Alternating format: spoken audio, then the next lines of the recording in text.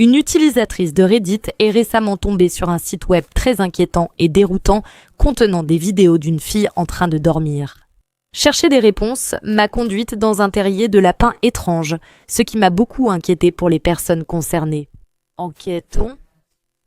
Si vous aimez les mystères d'Internet et les contenus généralement troublants, n'hésitez pas à vous abonner et à activer les notifications pour plus de contenus comme celui-ci. Pour soutenir la chaîne, devenez membre Ko-fi ou de la chaîne pour accéder aux vidéos UNCOP et autres avantages, ou laissez un pourboire via le bouton merci sous cette vidéo. Merci à toutes celles qui y penseront.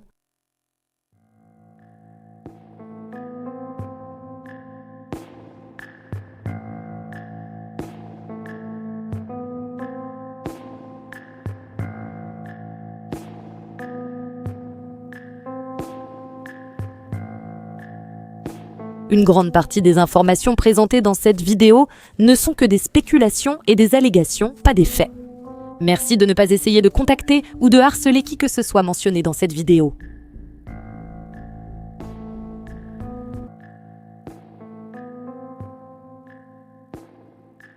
En novembre 2024, une utilisatrice a posté sur le subreddit du site étrange « Quelqu'un connaît le site horselove.com ».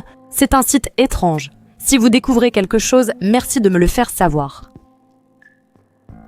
Il n'y avait pas d'autres informations dans le message, et si vous allez sur le site maintenant, il n'y a presque rien dessus. Juste 2 dossiers vides intitulés 1417 BR Orbs, dernière modification en décembre 2024, et Common Gateway Interface BIN, dernière modification en août 2008. Le site avait probablement beaucoup plus de contenu à un moment donné pour que les gens sur Reddit le trouvent étrange, donc il semble avoir été vidé depuis, mais pourquoi ? Une autre utilisatrice a publié un compte rendu beaucoup plus détaillé sur le subreddit Internet Mysteries, juste quelques jours après le premier message. La première chose qu'elle mentionne et partage est une page de vacances sur le site qui a évidemment été supprimée depuis, mais qu'on peut voir sur la Wayback Machine. Cette page n'a rien de vraiment remarquable et n'est qu'une description de vacances en famille en 2007, écrite un peu comme une entrée de journal intime, mais elle donne tout de même quelques indices sur la personne qui gère le site. L'entrée mentionne quelques noms, Dan, Alan et Audrey. Il semble que Dan soit le père d'Alan et d'Audrey et que l'entrée ait été écrite par sa femme. Le 19 juillet 2007, la famille était partie en voyage en voiture vers la Californie, en passant par le Texas, le Nouveau-Mexique, l'Arizona et le Nevada sur la route. Après avoir visité divers endroits comme le Grand Canyon et Las Vegas, ils sont finalement arrivés en Californie. Le dimanche matin, ils ont rendu visite à la mère de Dan, à son mari Roger, à la sœur de Dan, Deanna, et à son mari Steve, puis au père de Dan plus tard dans la journée. C'était la première fois que la femme et les enfants de Dan rencontrèrent son père. Une semaine plus tard, ils sont rentrés chez eux à Pryor, dans l'Oklahoma. Il y avait différentes photos sur cette page, mais malheureusement, elles n'apparaissent pas dans l'archive et il ne semble pas que l'une d'elles montrait la famille lorsque la page était encore en ligne. En se basant uniquement sur cette page, ce site web semble être une sorte de blog, bien que mal entretenu, peut-être destiné à être un site personnel uniquement pour que la famille puisse le lire et se remémorer des souvenirs. Il ne semble cependant pas y avoir d'autres articles comme celui-ci et le site commence à paraître plus étrange et inquiétant lorsqu'on regarde les autres pages désormais supprimées. L'une d'elles s'intitulait Index ASD et disait Historique. Les enfants autistes qui ont commencé un traitement antibiotique, quel qu'il soit, rapportent des améliorations notables du langage, du comportement et de la cognition. Dans la plupart des cas, ces sujets retrouvent leur comportement antérieur dans les 2 semaines suivant l'arrêt de l'antibiotique. Avant les découvertes de Marshall, les adultes souffrant d'ulcères buvaient simplement du lait et mangeaient des fraises, les 2 traitements les plus courants. Les fraises, le lait et les fromages sont utilisés depuis longtemps pour apaiser les symptômes des ulcères. Tous les adultes souffrant d'ulcères testés pour les allergènes étaient positifs au blé et au maïs, entre autres. Après que ces adultes aient été informés de la découverte de Marshall, tous ceux qui ont été traités ont perdu leurs allergies au blé et au maïs en moins d'1 an. Certains en 2 semaines, d'autres jusqu'à 1 an. Mais 100% étaient sans allergie en moins d'1 an. Statut actuel, le taux d'enfants développant un trouble du spectre de l'autisme est de 1 sur 91. En 1996, c'était 1 sur 1918. Le nombre estimé de personnes actuellement positives à H. pylori est de 1 sur 31. Le taux d'enfants d'ingénieurs développant un trouble du spectre de l'autisme est de 1 sur 55. La profession numéro 1 pour les ulcères est ingénieur. Point commun symptomatique. La plupart des enfants autistes présentent fréquemment des douleurs à l'estomac. Souvent, cela est soulagé en buvant du lait ou une sorte de bismuth. La plupart des enfants autistes sont allergiques au blé et au maïs. D'après ce que je peux dire, ce chiffre représente 100% des personnes testées. Similarité moléculaire, la protéine dominante dans H. pylori est presque identique sur le plan structurel à celle que l'on trouve dans le blé et le maïs.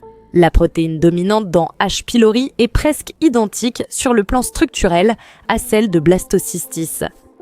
La protéine dominante dans H. pylori est presque identique sur le plan structurel à celle qui est nécessaire au cerveau pour former des connexions synaptiques.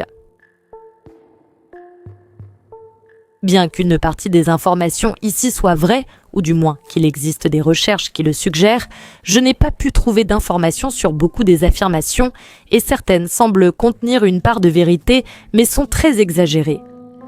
Par exemple, bien que certaines études suggèrent que les personnes autistes sont plus susceptibles d'être allergiques à des aliments comme le blé et le maïs et qu'un régime sans gluten peut améliorer certains symptômes, je n'ai aucune idée d'où l'auteur a tiré la statistique selon laquelle 100% des enfants autistes testés seraient allergiques au blé et au maïs.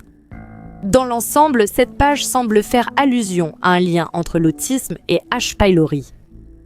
Helicobacter pylori est un type de bactérie qui infecte l'estomac, endommageant les tissus à cet endroit et dans l'intestin grêle, provoquant douleur et inflammation. C'est l'une des principales causes des ulcères d'estomac. Il ne semble pas y avoir beaucoup de recherches menées sur un lien potentiel avec l'autisme spécifiquement. Cependant, j'ai trouvé une étude de 2021 qui visait à examiner la prévalence de H. pylori dans une école spécialisée au Japon où tous les élèves avaient des troubles du développement. Elle a conclu que l'infection à H. pylori était significativement plus élevée chez les adolescents ayant des troubles du développement que chez les adolescents au développement typique. Cependant, la taille de l'échantillon était assez petite, avec 13 élèves sur 191, soit 6,8% testés positifs à H. pylori dans le groupe avec trouble, contre 3,18% des 7164 élèves dans le groupe témoin. La corrélation n'implique pas nécessairement la causalité et il existe de nombreux autres facteurs possibles qui pourraient expliquer ce lien. Il semble qu'il faudrait mener davantage de recherches pour établir une relation de cause à effet. Il est également important de noter que les troubles du développement dont souffraient des élèves n'ont pas été précisés, il se peut donc qu'il ne s'agisse pas d'autisme. Quoi qu'il en soit, il s'agit d'une page assez aléatoire sur le site horselove.com et elle ne semble certainement avoir aucun rapport avec la page décrivant les vacances en famille. Si c'est un blog personnel, cette page pourrait peut-être suggérer que l'un des enfants de Dan et de sa femme est autiste et a également été infecté par H. pylori et qu'il pense qu'il existe un lien entre ces deux éléments.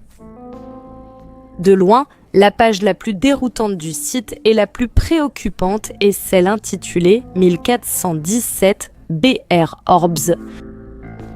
Comme je l'ai dit, si vous allez sur le site maintenant, vous verrez un dossier avec ce titre, mais lorsque vous cliquez dessus, il est vide.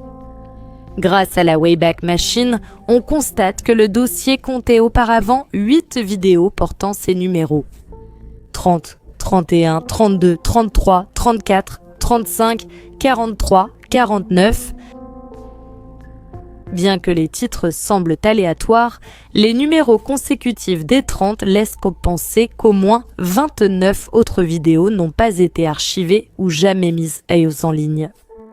Les numéros non consécutifs, 43 et 49, peuvent également suggérer que ces vidéos spécifiques étaient importantes et ont été mises en ligne de manière sélective pour une raison quelconque, bien que le contenu des vidéos ne donne aucune indication sur la raison et ne fasse que nous laisser avec plus de questions que de réponses. Les vidéos datent de mars 2023 et montrent une fille ou une femme en train de dormir ou allongée, éveillée dans un lit. C'est filmé avec une caméra à vision nocturne et ce n'est pas particulièrement clair, donc il est difficile de déterminer son âge. Elle pourrait être une adolescente ou une jeune adulte.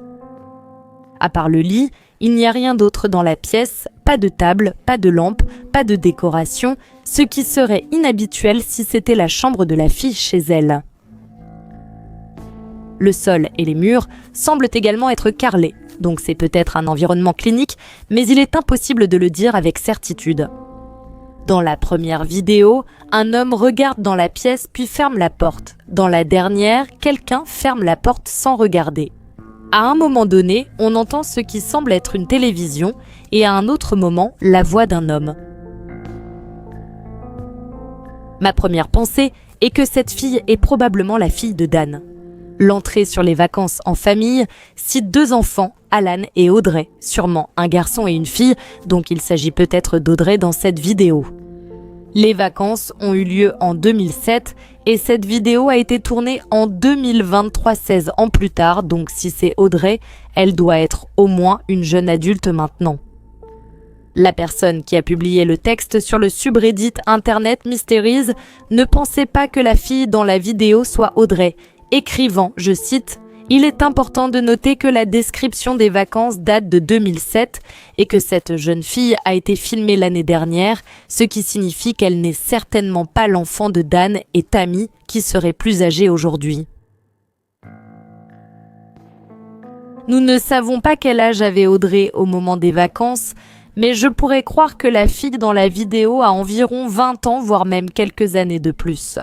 C'est vraiment difficile à dire, mais étant donné que ses pieds semblent presque toucher le bout du lit, elle ne ressemble pas à une jeune enfant, à moins que ce ne soit un très petit lit. Peut-être que c'est Audrey, ou peut-être que le couple a eu une autre fille après 2007. Dans tous les cas, pourquoi la filme-t-il en train de dormir ? Une possibilité est que la fille dans la vidéo soit autiste, ce qui pourrait expliquer la page sur l'autisme, ou alors elle a un certain type de handicap et doit être surveillée pendant son sommeil. Ça semble plausible, mais alors pourquoi ont-ils mis la vidéo en ligne publiquement ? Ce site est peut-être une sorte de blog, auquel cas il est logique que des détails sur la vie de la famille ne soient pas publiés, mais partager des photos de sa fille en train de dormir me paraît quand même un peu étrange. Si c'est vraiment leur fille, elle pourrait être n'importe qui. Une autre explication possible pourrait se trouver dans le titre du dossier où se trouvaient ces vidéos. 1417 BR, les orbes, sont des boules de lumière que l'on peut voir sur des photos ou des vidéos et que certains considèrent comme des esprits ou des anges. Les vidéos contiennent effectivement ce que l'on pourrait qualifier d'orbes, qui ressemblent en réalité davantage à des particules de poussière flottant devant la caméra. Si le but de ces vidéos était de capturer des orbes, alors il est plus logique qu'elles aient été mises en ligne. Si l'on regarde certaines des archives plus récentes du site, on peut voir qu'à un moment donné, il y avait une liste de liens pour envoyer un email à Dan, Alan, Audrey et Tammy, qui semble être la femme de Dan. Cela est encore confirmé lorsque le site a ensuite été modifié en une seule page avec le message « Salut Tammy, souviens-toi que je t'aime plus que tu ne pourras jamais l'imaginer. » Dan. À un moment donné, en 2004, il y avait 2 photos intitulées « Réunion de Gettysburg » qui montraient parfois des foules de personnes et ce qui semblait être une sorte de défilé à l'extérieur. Les photos semblent assez anciennes et ont peut-être même été prises il y a des décennies. J'ai cherché « Réunion de Gettysburg » sur Google et il semble que les photos proviennent d'une réunion de vétérans de la bataille de Gettysburg qui a eu lieu pendant la guerre de sécession américaine en 1863. La dernière réunion datant de 1938, il est donc probable que les photos aient été prises alors. Je ne suis pas sûre des liens de la famille avec cela. Peut-être que leurs ancêtres ont combattu lors de la bataille ou alors ils étaient simplement particulièrement intéressés par l'histoire de cet événement. Sous les liens vers ces 2 photos, il y avait aussi une page pour une entreprise proposant des services liés à la photographie historique. Je ne sais pas si c'est l'entreprise d'un membre de leur famille ou d'un ami, il est peu probable que ce soit une publicité payante, car je doute que le site ait jamais eu beaucoup de trafic. C'est à peu près tout en ce qui concerne les archives du site, et aucune des pages, ni maintenant ni auparavant, ne semble vraiment avoir un lien entre elles. Plus on en trouve, moins ça a de sens. Un commentaire sur la publication Reddit Internet Mysteries a mené des recherches externes et trouvé des informations intéressantes. Je vais lire ça, puis nous approfondirons un peu plus les différentes parties. Informations trouvées après 1 heure sur Google. Je retire certains détails personnels parce que je ne sais pas comment Reddit définit le doxing. Ce commentaire de l'utilisateur Mehmet69 a fait remarquer que les données WOIS du domaine renvoient à quelqu'un nommé Dan. En cherchant sur Google des combinaisons des prénoms des membres de la famille de Horslaff avec le nom de famille du propriétaire du domaine, on tombe sur divers sites de recherche de personnes qui relient bien les 4 noms ensemble. Ces sites de recherche de personnes sont notoirement peu fiables, surtout en ce qui concerne les informations qu'ils ne mettent pas derrière un paywall. Cependant, l'un des emails répertoriés pour Dan sur l'un de ces sites est associé au domaine boycottum.com. Ce domaine a aussi une longue histoire sur archive.org et semble avoir été créé à l'origine pour se plaindre d'un différend avec sa compagnie d'assurance après qu'un refroidisseur d'eau défectueux ait incendié sa petite entreprise. La webmestre a été poursuivie en justice par le fabricant de refroidisseurs d'eau Oasis dans le district sud de l'Ohio en 2001 pour diffamation. Bizarrement, cette affaire est citée dans un livre intitulé Prédateurs d'Internet. La plupart des archives des entrées de boycottum.com alternent entre 2 versions similaires de la page qui parlent des méfaits de la cupidité des entreprises. Fait intéressant, au début, le site demande spécifiquement aux gens de ne pas envoyer de dons, mais plus tard, un lien PayPal sollicitant des dons est ajouté. Il est important de noter qu'en 2013, la page d'accueil de boycottum.com reflète la page de contact de horslaff.com. Les emails du code source sont identiques à ceux du domaine horslaff.com.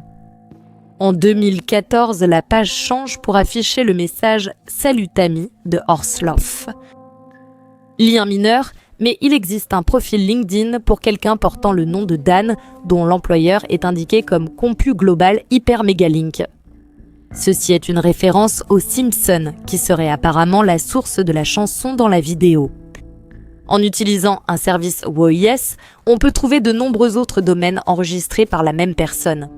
Edcorp.com, horslaff.com, tcc4paris.com, danielajud.com, audreyjudd.com, oklds.com, oknationalguard.com, raf.connector.com, agatax.com, danjudefamily.com, okdag.com, okdetail.com, okcbible.com, tammychestnut.com, boycottum.com, cashyonukem.com, Oklahoma Latter-day Saints.com, qui signifie Oklahoma Latter-day Saints, indique un lien avec les Mormons, tout comme le sous-répertoire Latter-day Saints 116 pages sur les versions archivées de certains de ces domaines.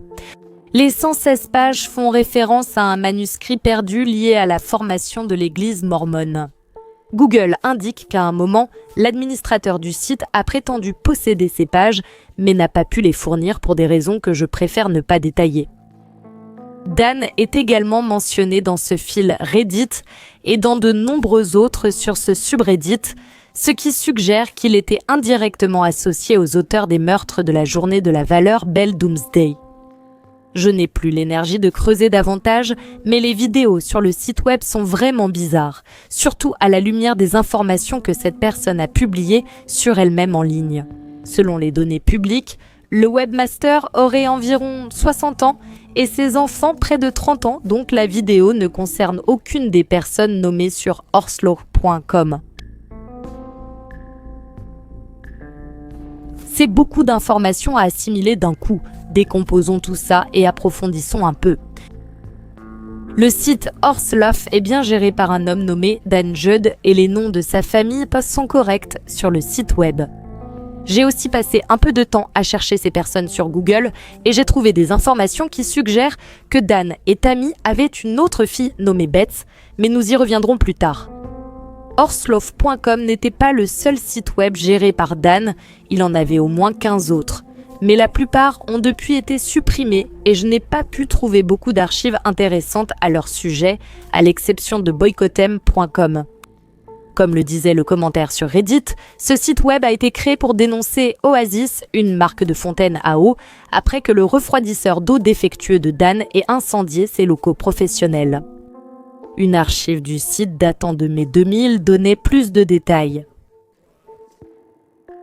Le 6 février 1998, l'entreprise EPD à Pryor, Oklahoma, a été détruite par un incendie déclenché par une fontaine à eau Oasis dans le bureau voisin.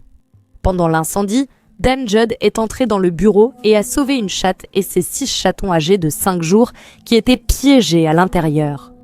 Oasis et leur assureur, Chubb Insurance, ont refusé de payer, avançant que si M. Judd avait eu le temps de sauver les chats, il aurait aussi pu sauvegarder les fichiers de son entreprise. Selon les mots de Chubb Insurance, malheureusement, nous n'assurons pas les chats. Si c'est vrai, je ne peux vraiment pas en vouloir à Dan d'être en colère. Son entreprise a brûlé apparemment à cause d'un produit défectueux et la société semble lui reprocher d'avoir sauvé des chats plutôt que les fichiers de données de son entreprise. J'aurais totalement fait la même chose et j'espère que toute personne qui n'est pas un psychopathe en ferait autant.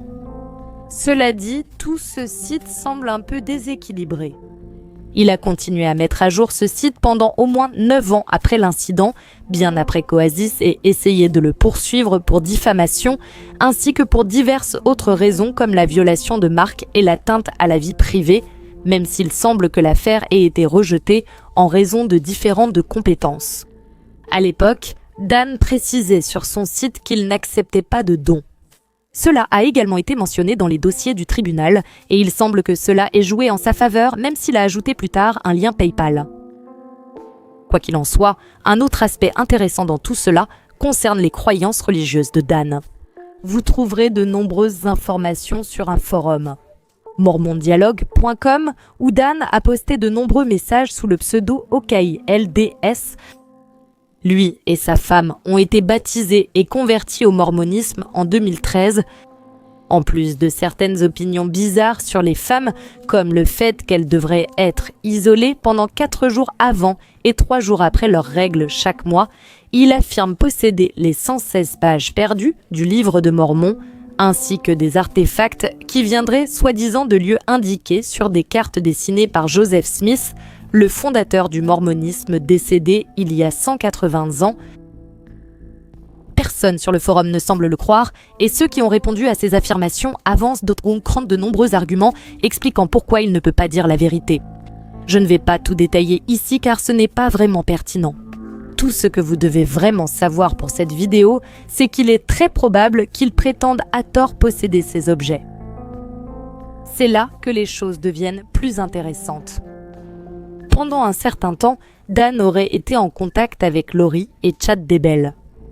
Au cas où ces noms ne vous diraient rien, Lori et Chad étaient un couple mormon qui dirigeait un groupe religieux décrit comme une secte apocalyptique. En septembre 2019, la fille de 16 ans de Lori, Tylee, a disparu et son fils adoptif de 7 ans, Gigi, a disparu seulement 2 semaines plus tard. L'année suivante, les corps des 2 enfants ont été découverts sur une propriété de Chad. Le couple avait aussi tué Charles, l'ex-mari de Lori, et Tammy, la femme de Chad. En août 2017, Dan a été invité à prendre la parole dans un camp mormon et c'est là qu'il a affirmé avoir rencontré Lori et Chad ainsi que Tammy, la femme de Chad à l'époque, et Tylee, la fille de Lori qui a ensuite été assassinée. Lori et Chad semblaient intéressés à lire les 116 pages que Dan affirmait posséder, mais il a refusé de simplement les leur donner.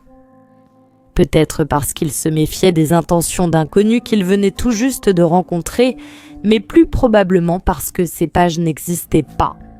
Quoi qu'il en soit, Chad était frustré par cette situation et a essayé de le convaincre pendant un certain temps, tentant aussi de persuader Dan de le laisser l'aider à écrire et publier un livre.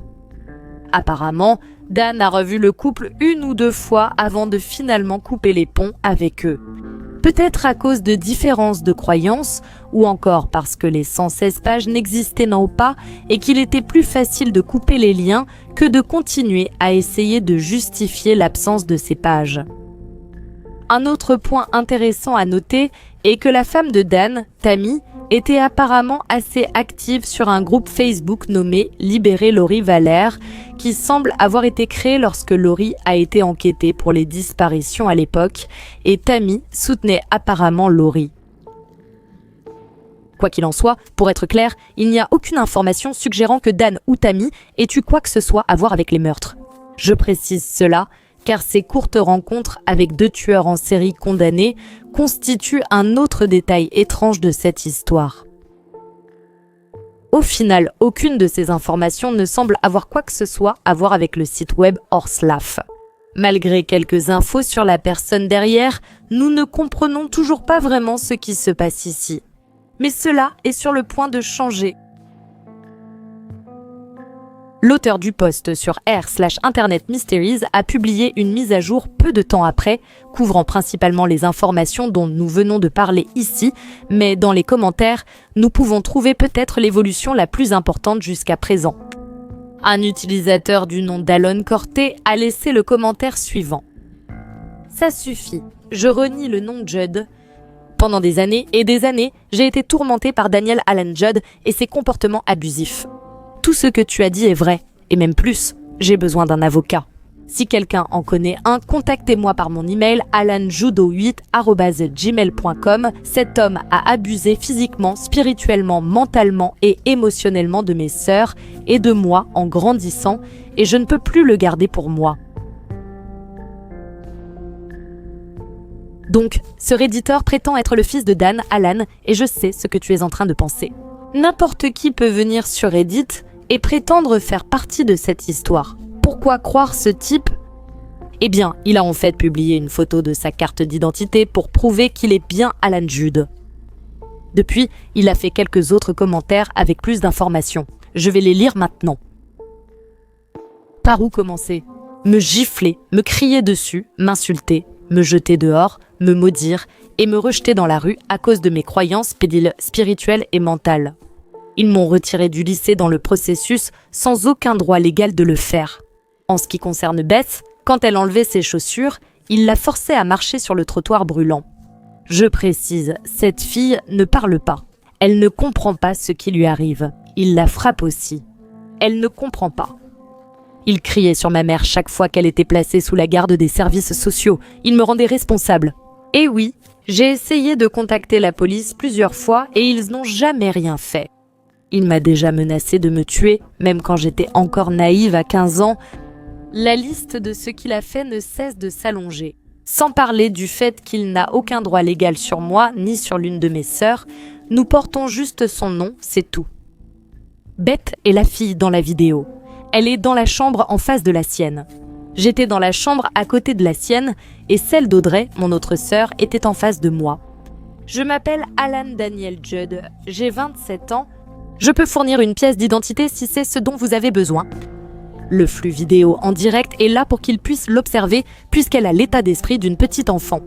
Mais ce qui me dégoûte et me dérange dans cette situation, c'est que cela ait été publié en ligne au lieu d'être gardé privé. Il n'en a jamais informé ma mère ni quoi que ce soit. À mon avis, en tant que personne handicapée et défenseur des droits des personnes handicapées, non, elle ne reçoit pas les meilleurs soins possibles. Elle a besoin d'être entourée de personnes croyant à sa maladie.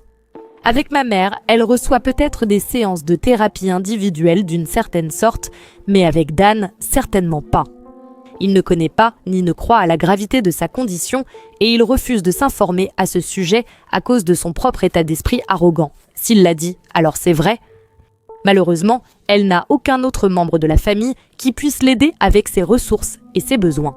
Audrey tente toujours de se bâtir une vie, mais c'est elle qui a vraiment assumé le rôle de parent à la maison. Elle s'occupe de Beth plus que quiconque, ce qui n'est pas non plus sa responsabilité en tant que fille. Je ne suis pas en mesure d'aider parce que je suis prise dans un cycle de sans-abrisme qui a été causé par lui et dont je n'ai jamais pu sortir. Ma mère refuse de lui tenir tête même quand il m'a maltraitée, alors qu'il n'avait même pas le droit légal de me discipliner. Heureusement, il semble qu'Alan ait échappé aux abus de Dan, mais Beth est encore en grand danger. Alan semblait très ouvert à répondre à toutes les questions que les gens pouvaient avoir, alors j'ai décidé de lui envoyer un message sur Reddit pour lui demander plus d'informations. Voici les questions que j'ai posées et les réponses qu'il a données. Dan est-il ton père biologique ou ton beau-père? Dan n'est ni l'un ni l'autre. Il a épousé ma mère, changé mon nom et prétendu que cela lui donnait des droits sur moi. Tu as mentionné que Dan t'a maltraité, toi et tes sœurs. Peux-tu m'en parler davantage? Les abus étaient-ils constants ou y a-t-il des incidents précis qui t'ont particulièrement marqué? Les abus étaient tellement nombreux qu'il y en a trop à raconter. Mentaux, émotionnels, physiques, spirituels, ainsi que la négligence. Tu as aussi dit dans un commentaire que tu avais besoin d'un avocat. Est-ce que tu prévois d'engager des poursuites contre Dan? Si oui, pourquoi? Oui, j'aimerais le faire. Avec lui, c'était toujours une chose après l'autre et souvent plusieurs en même temps. Par exemple, il m'a complètement retiré de l'école alors qu'il n'en avait aucun droit légal, puis il m'a mise à la porte parce que j'avais donné 5 $ à Audrey, ce qui était tout ce que j'avais à ce moment-là. Ensuite, il a dit à tous de ne pas m'aider car je serais en danger de mort, ce qui m'a laissé sans abri depuis. Tu as dit dans les commentaires que ta sœur Beth ne peut pas parler et ne comprend pas ce qui lui arrive. Peux-tu me dire de quelle maladie ou handicap elle souffre?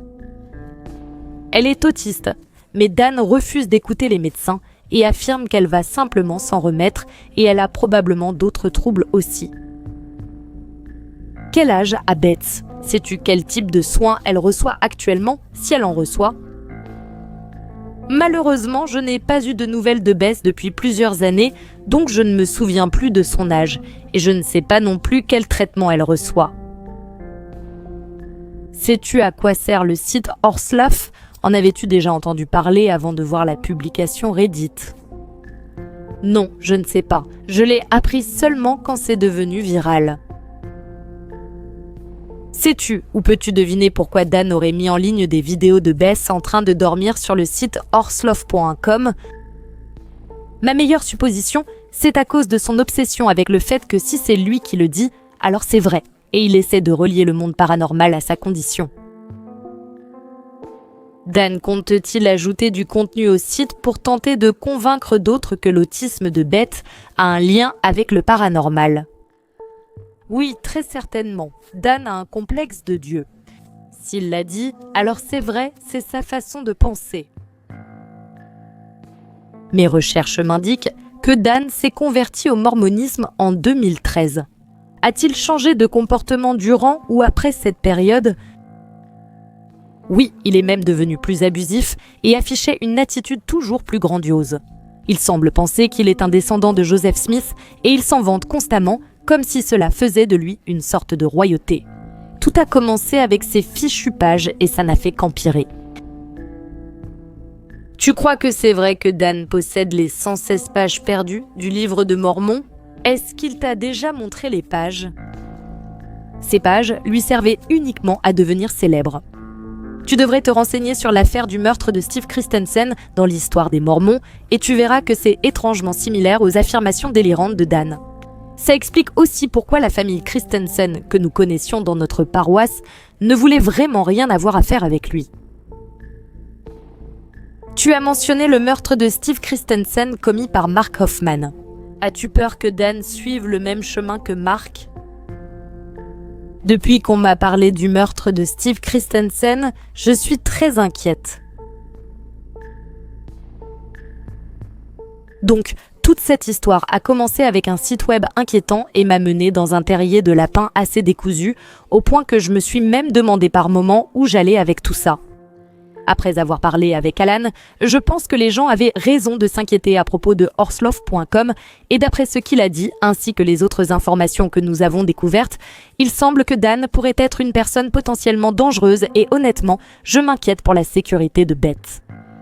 Dan semble nier qu'elle soit autiste et rejette plutôt la faute sur des phénomènes paranormaux, ce qui va conduire, ou a déjà conduit, à ce que ses besoins soient négligés. Le fait que ces vidéos soient en ligne me met encore moins à l'aise depuis qu'on sait que Beth est handicapée, incapable de parler ou comprendre, et donc de consentir à la diffusion de vidéos d'elle endormie.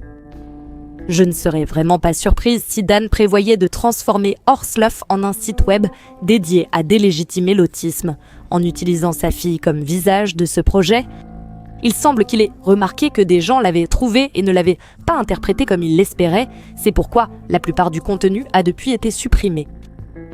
J'ai trouvé cela vraiment troublant quand Alan a mentionné Stephen Christensen, qui a été assassiné par Mark Hoffman, largement considéré comme l'un des faussaires les plus accomplis de l'histoire et connu pour avoir créé de faux documents liés à l'histoire du mormonisme. Ça ressemble beaucoup à Dan. Comme Alan l'a sous-entendu, ça te fait te demander si Dan pourrait finir par suivre le même chemin. Même si Alan n'a pas l'air d'être dans la meilleure situation, je suis contente qu'il ait réussi à s'éloigner de Dan. J'espère juste que sa mère, Audrey, Beth et tous les autres qui sont encore là pourront aussi partir avant qu'il ne soit trop tard.